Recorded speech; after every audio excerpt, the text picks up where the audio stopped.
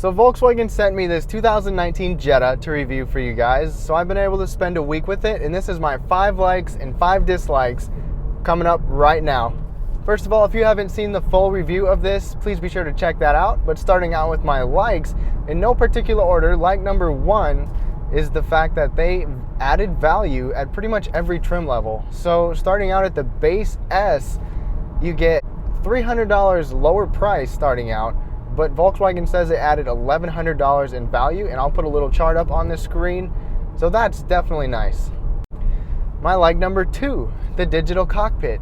Now, it's kind of like Audi. You know, Audi has a digital cockpit. It's big, it's 10¼ inches. There's a lot that you can see on there. You can change the colors. You can see pretty much any information you want to. The only thing is it can be a little distracting, so be careful with that. My like number 3, the 10 different ambient lighting colors. So you can have the ambient lighting be kind of automatic, where it's just a white, but then it will change with your eco mode or your sport mode depending on what you do, or you can put it at whatever color you want. And not only can you change the color, you can decide whether the line across the dash is brighter or darker, or your footwell is brighter or darker, the doors, the center console. There's a lot you can do with it, and it looks really cool. My like number 4, Volkswagen's People First warranty. This warranty is awesome. It's a 6-year, 72,000 mile bumper to bumper warranty. So if anybody's worried about any reliability or anything going wrong, you got that covered for 6 years and 72,000 miles bumper to bumper. My like number 5 are the driver profiles. So you can have different personalizations for yourself or for another driver. Actually, I think 3 drivers, and then there's even a guest setting. So you can have the colors customized, the weight of the steering customized, how sensitive the transmission and the throttle are. You can have that all tailored to you, someone else. Plus you have 3-way memory seats. Very customizable car, and not something I would have had expected in the compact class. Okay, now it's time for my dislikes. And I don't like doing dislikes because in new cars, there's rarely that much to really hate on. But in no particular order, my dislike number 1 is the evident cost cutting that you can see in different areas. So on the back doors, the materials are not quite as nice as they are on the front. You also don't have any rear AC vents on any level.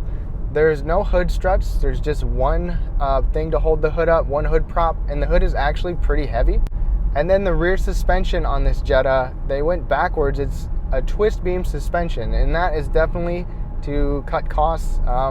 They could have gone with the independent. Supposedly the GLI is going to have the independent suspension, but it's really still a fine handling car, and the ride quality is still just fine.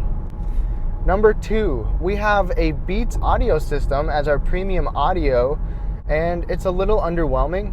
I truly enjoy having premium audio. I'm not an audiophile, but I definitely like it, and this system is not one that makes me really want to turn it up. So I changed my mind on this next dislike. Dislike for this one is actually the lane assist system.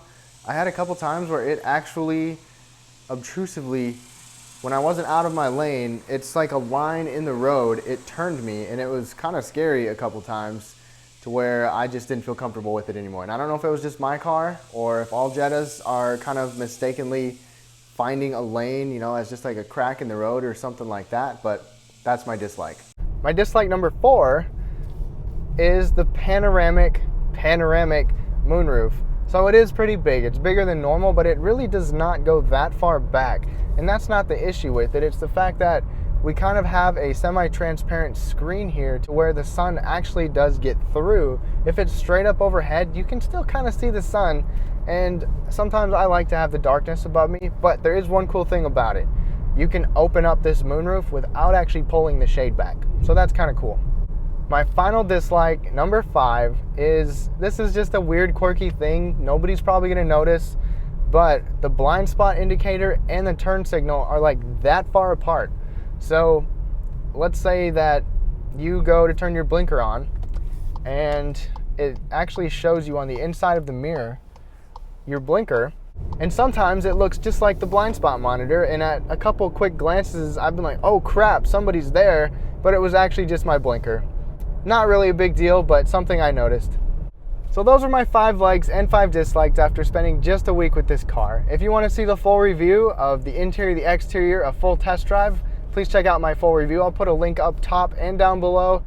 Oh yeah, and please give me a thumbs up. Give this video a thumbs up if it was helpful for you. And I truly appreciate you guys watching. Be sure to hit the subscribe button and click the bell next to it. And we'll see you next time.